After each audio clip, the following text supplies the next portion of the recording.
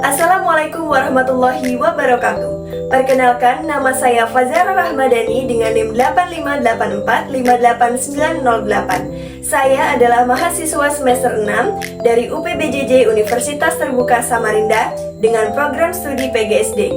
Pada hari ini, saya akan melakukan praktikum IPA dengan modul uji makanan mengenai uji karbohidrat dan uji lemak.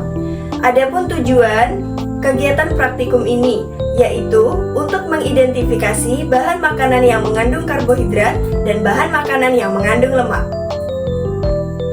Untuk percobaan pertama yaitu mengenai uji karbohidrat, adapun alat dan bahan yang dibutuhkan yaitu nasi, pisang, gula pasir, tepung terigu, tahu putih, margarin,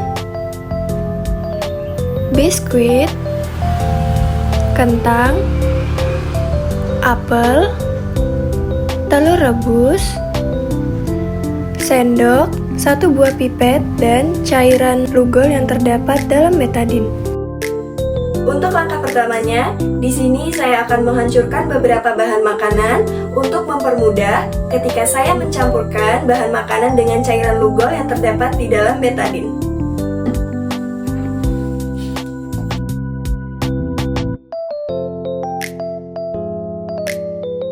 Setelah semua bahan makanan saya hancurkan, sekarang saya akan menetesi satu persatu bahan makanan dengan menggunakan larutan lugol yang terdapat pada betadin untuk mengetahui kandungan karbohidrat yang ada di dalam bahan makanan tersebut. Apabila bahan makanan yang saya tetesi dengan cairan lugol berubah warna menjadi biru ungu atau biru, berarti bahan makanan tersebut mengandung karbohidrat. Untuk bahan makanan yang pertama yaitu adalah nasi. Di sini saya menetesi nasi dengan menggunakan cairan lugol yang terdapat pada betadin 2-3 tetes. Lalu saya aduk hingga tercampur merata dan melihat perubahan warna pada bagian bahan makanan yang ditetesi dengan cairan lugol. Dapat dilihat, nasi mengalami perubahan warna menjadi biru kehitaman, yang mana hal itu menunjukkan bahwa nasi mengandung karbohidrat atau amilum. Selanjutnya yaitu ada gula pasir. Saya kembali menetesi gula pasir dengan menggunakan cairan lugol yang terdapat pada betadin lalu melihat perubahan warnanya. Dapat dilihat gula pasir tidak mengalami perubahan warna. Hal itu berarti menunjukkan bahwa gula pasir tidak mengandung karbohidrat atau amilum. Selanjutnya yaitu pisang. Saya kembali menetesi pisang dengan cairan lugol yang terdapat pada betadin untuk melihat perubahan warna pada pisang. Dapat dilihat, pisang mengalami perubahan warna menjadi biru ungu atau biru kehitaman, yang berarti pisang mengandung karbohidrat. Bahan makanan selanjutnya yaitu tahu putih. Di sini saya kembali menetesi tahu putih dengan menggunakan cairan lugol untuk melihat perubahan warna yang terjadi. Dapat dilihat di sini tahu putih tidak mengalami perubahan warna, berarti menunjukkan bahwa tahu putih tidak mengandung karbohidrat atau amilum. Bahan makanan selanjutnya yaitu ada margarin. Di sini saya kembali menetesi margarin dengan menggunakan cairan lugol untuk melihat perubahan warna yang terjadi. Dan ternyata margarin tidak mengalami perubahan warna, yang mana hal ini menunjukkan bahwa margarin tidak mengandung karbohidrat atau amilum. Selanjutnya yaitu adalah tepung terigu. Di sini saya menambahkan sedikit air agar lebih mempermudah untuk mencampurkan cairan lugol dengan tepung terigu. Dapat dilihat bahwa tepung terigu mengalami perubahan warna menjadi biru ungu atau biru kehitaman, yang berarti tepung terigu mengandung karbohidrat atau amilum. Kemudian bahan makan selanjutnya yaitu ada telur rebus, bagian putihnya. Di sini saya menambahkan cairan lugol dan melihat perubahan warna. Dan ternyata telur rebus tidak mengalami perubahan warna, yang berarti telur rebus tidak mengandung karbohidrat. Untuk bahan makanan selanjutnya yaitu adalah apel. Di sini saya kembali menambahkan cairan lugol dan mengamati perubahan warna yang terjadi. Dan ternyata apel tidak menunjukkan adanya perubahan warna, yang berarti apel tidak mengandung karbohidrat. Bahan makanan selanjutnya yaitu adalah kentang. Saya kembali menambahkan cairan lugol pada kentang lalu mengaduknya.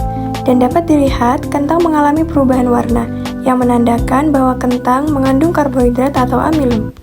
Bahan makanan yang terakhir yaitu adalah biskuit. Di sini saya kembali menetesi biskuit dengan cairan lugol dan dapat dilihat biskuit mengalami perubahan warna, yang menandakan bahwa biskuit mengandung karbohidrat atau amilum. Dari 10 bahan makanan, terdapat beberapa makanan yang mengandung karbohidrat, yaitu nasi, pisang, tepung terigu, biskuit, dan kentang.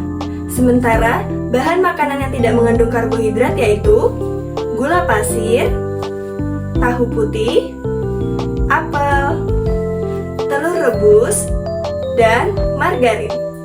Untuk percobaan yang kedua yaitu mengenai uji lemak, adapun alat dan bahan yang dibutuhkan yaitu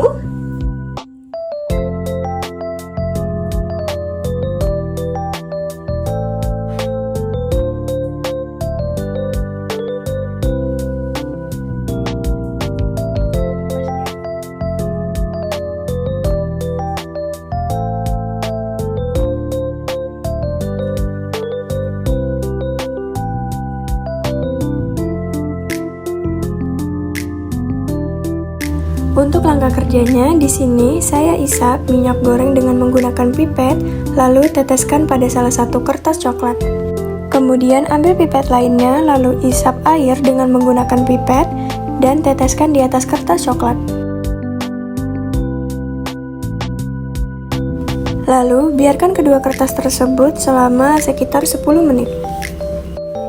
Sambil menunggu waktu, di sini saya menghaluskan kemiri, lalu usap-usap di atas kertas coklat kira-kira 10 kali, lalu bersihkan sisa kemiri dan biarkan sekitar 5-10 menit.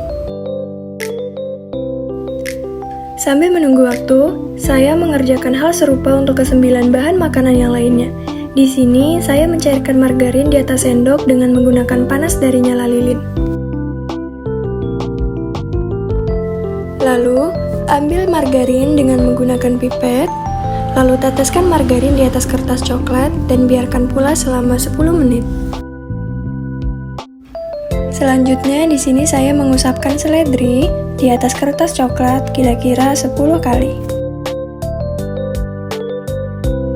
Kemudian, lakukan yang sama pada wortel. Lalu, usapkan wortel pada kertas coklat berulang kali.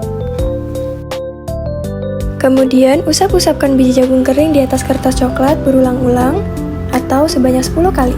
Selanjutnya, lakukan yang sama pada singkong, kemudian kacang tanah, lalu teteskan pula susu pada kertas coklat. Kemudian, isap pula santan dengan menggunakan pipet, lalu teteskan pada kertas coklat. Dan yang terakhir yaitu usap-usapkan pepaya pada kertas coklat. Untuk langkah selanjutnya, di sini saya amati kertas coklat satu persatu dengan menggunakan lampu atau senter ke arah bekas usapan dari bahan-bahan makanan yang diuji. Dapat dilihat di sini air tidak meninggalkan bekas noda minyak, yang menandakan bahwa air tidak mengandung lemak. Kemudian untuk bahan makanan selanjutnya yaitu adalah minyak goreng. Dapat dilihat di sini minyak goreng meninggalkan bekas noda minyak yang menandakan bahwa minyak goreng mengandung lemak.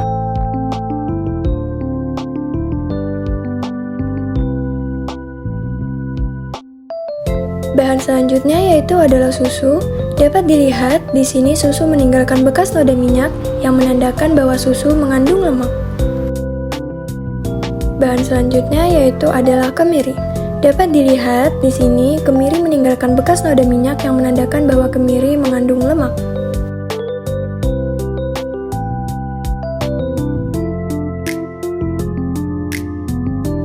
Selanjutnya yaitu adalah kacang tanah. Dapat dilihat di sini kacang tanah meninggalkan bekas noda minyak yang menandakan bahwa kacang tanah mengandung lemak.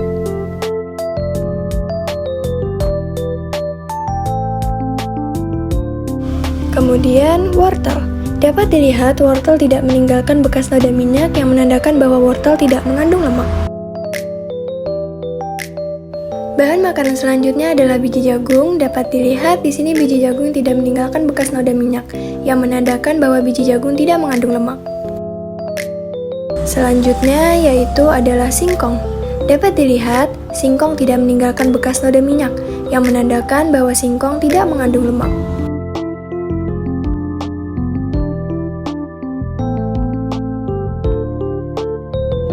Kemudian bahan selanjutnya yaitu adalah seledri. dapat dilihat seledri tidak meninggalkan bekas noda minyak yang menandakan bahwa seledri tidak mengandung lemak.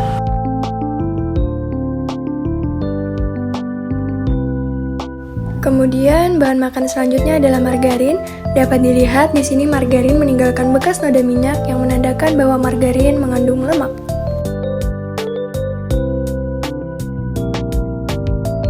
Dan yang terakhir yaitu di sini ada bahan makanan pepaya. Dapat dilihat pepaya tidak meninggalkan bekas noda minyak yang menandakan bahwa pepaya tidak mengandung lemak. Dari uji yang telah dilakukan, dapat disimpulkan bahwa bahan makanan yang mengandung lemak yaitu kacang tanah, susu, minyak goreng, santan, margarin, dan kemiri. Sedangkan bahan makanan yang tidak mengandung lemak yaitu singkong, pepaya, seledri, biji jagung kering, air, dan wortel.